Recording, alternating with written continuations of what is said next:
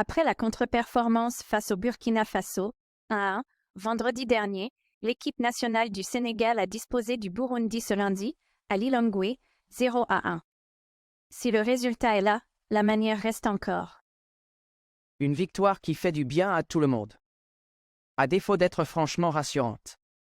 3 jours après le match nul frustrant mais loin d'être illogique face au Burkina Faso, 1-1, l'équipe nationale du Sénégal a renoué avec le succès en s'imposant face au Burundi à Lilongwe, la capitale du Malawi, 0-1. Les hommes d'Aliou Cissé ont du moins assuré l'essentiel, en remportant leur première victoire dans cette phase qualificative pour la prochaine Coupe d'Afrique des Nations. Mais, encore une fois, ils n'ont pas vraiment ni la manière. 5 changements d'hommes et un système de jeu qui passe du 3-5-2 au 4-3-3 plus habituel, mais une prestation encore poussive. Malgré la nette revue d'effectifs opérée par Aliou Cissé, les Lions ont encore eu toutes les peines du monde à poser véritablement leur jeu et imposer leur statut au Bangu National Stadium. À l'instar du Burkina vendredi, le Burundi a longtemps su se montrer solide derrière. La défense burundaise, dense et emmenée par le Niçois Youssouf Ndeyimi, a repoussé les nombreux centres et contré les frappes sénégalaises. En manque de précision dans le dernier geste, à l'image surtout d'Ismaïl Jacob et parfois de Mané, les Lions ont baissé le rythme après le premier quart d'heure. Toutefois, il y avait souvent Sadio Mané sur son côté pour accélérer. Concentré sur les timides tentatives sénégalaises, notamment de la part de Nicolas Jackson, 18e, le gardien burundais Matteo Nkurunziza a sorti un bel arrêt pour empêcher à Mané d'ouvrir le score, 22e. Remuant, Ismaïla Sarr pensait avoir provoqué un contre son camp de Ndeyimi, mais son ballon avait franchi la ligne de sortie, 32e. Sans solution à la pause, les hommes d'Aliou Cissé sont revenus des vestiaires avec de meilleures intentions. En appuyant notamment sur l'accélérateur et guidé par un Lamine Camara beaucoup plus entreprenant et inspiré sur ses passes. Le Sénégal a su déstabiliser le bloc rwandais et trouver de bons décalages. Lancé par Camara, Nicolas Jackson avait fait la différence pour centrer vers Sadio Mané. Si le ballon est contré, il est revenu dans les pieds de l'attaquant de Chelsea, qui, seul face au but, a complètement loupé la cible. Une fois n'est pas coutume. L'avant-centre sénégalais et ancien joueur de Villarreal a brillé par son manque d'efficacité et par sa discrétion. Sevré de ballon en première période. Il n'en a touché que 9 à la pause, pour 22 jusqu'à sa sortie dans l'heure de jeu, 61e.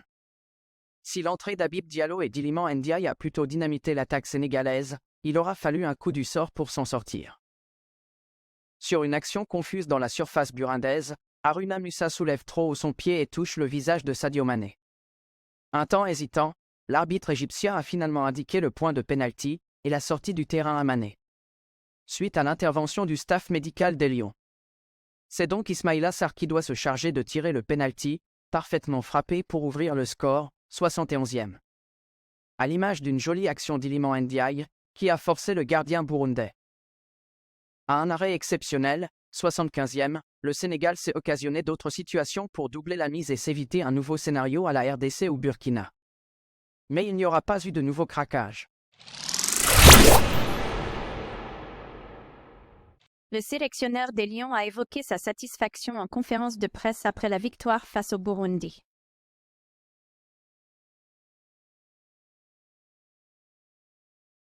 On est heureux d'avoir gagné ici, et surtout de reprendre la première place dans ce groupe. À voir ce groupe, on a l'impression que c'est facile, mais ce n'est pas du tout le cas.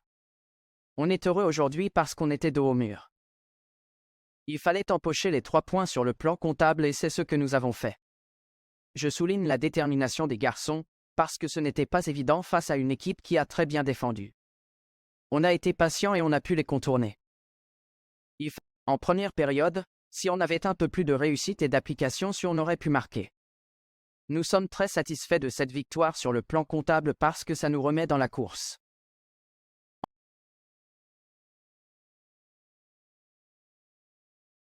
On n'a pas mis Formose Mendy pour qu'il joue piston. C'est un défenseur latéral droit et Moussa Niakate est un défenseur latéral gauche. Ismaïla Sarr était un peu plus haut. Formose a très bien défendu et a permis à Ismaïla d'être plus haut sur le terrain. Ce qui a également permis à Lamine, Camara et Ismaïla de permuter. Tous les 3 ont très bien combiné et apporté en deuxième période. Mon regret se trouve surtout en première période où on a beaucoup insisté sur le côté gauche. On aurait pu renverser le jeu, fixé sur le côté gauche, parce qu'à chaque fois qu'on l'a fait, il y a eu du mieux.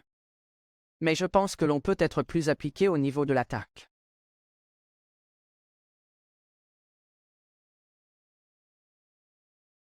Je n'ai pas à parler sur l'arbitrage et je ne sais pas ce que l'entraîneur du Burundi a dit. C'est vrai, l'arbitrage a peut-être été favorable pour nous, mais il ne faut pas oublier que ça a été parfois à notre défaveur. L'arbitre, c'est comme un joueur de football ou un entraîneur. Il peut parfois se tromper aussi. Ce qui est important, c'est de concentrer sur le jeu. On a gagné et on est heureux parce qu'on a mis les ingrédients nécessaires sur ce match. Un joueur de football.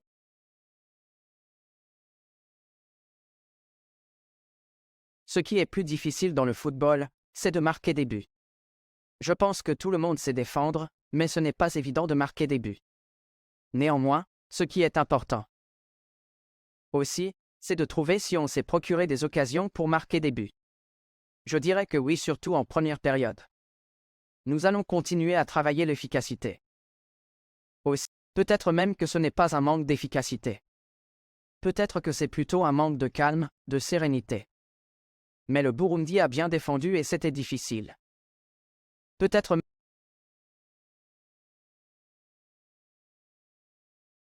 Ce qui est important pour nous, c'est de prendre les matchs les uns après les autres. J'ai regardé cette équipe du Malawi et ça ne sera pas une promenade de santé. Nous nous attendons à un match difficile chez nous comme chez eux. C'est une équipe qu'on respecte. Je prie pour que nos joueurs récupèrent bien et reviennent parfaitement au mois prochain. C'est une équipe Décrié par certains supporters sénégalais depuis quelques mois, Aliou Cissé a réagi sur les réseaux sociaux après la victoire étriquée du Sénégal contre le Burundi. El Tactico veut renouer le dialogue avec les supporters. Adulé par tout un peuple après le sacre du Sénégal à la Coupe d'Afrique 2021, Aliou Cissé essuie désormais les critiques de bon nombre de ses compatriotes. El Tactico, les mauvais résultats lors de la Coupe du Monde 2022, éliminé en 8e, et à la Coupe d'Afrique 2023, éliminé en 8e, sont passés par là fragilisant le poste du sélectionneur de 48 ans. Les mots critiqués sur ses choix tactiques, Aliou Cissé tente de s'accrocher tout de même avec son groupe qui semble lui vouer une confiance totale, à l'image de Sadio Mané qui lui a apporté son soutien dernièrement. Ainsi ce lundi, la victoire, étriquée certes mais cruciale du Sénégal a permis à l'ancien capitaine des Lions d'adresser un message à l'endroit des Sénégalais. Peuple sénégalais, je vous écoute, vous entends et vous vois. J'ai donné ma vie pour l'équipe nationale et je vous promets de faire tout mon possible pour laisser la sélection nationale à la place où nous avons réussi à la ramener tous ensemble. Au top. Ensemble nous allons chercher nos derniers objectifs. C'est le début de la dernière ligne droite. Un peuple, un but, une foi. Restons unis, a réagi Aliou Cissé sur son compte Instagram.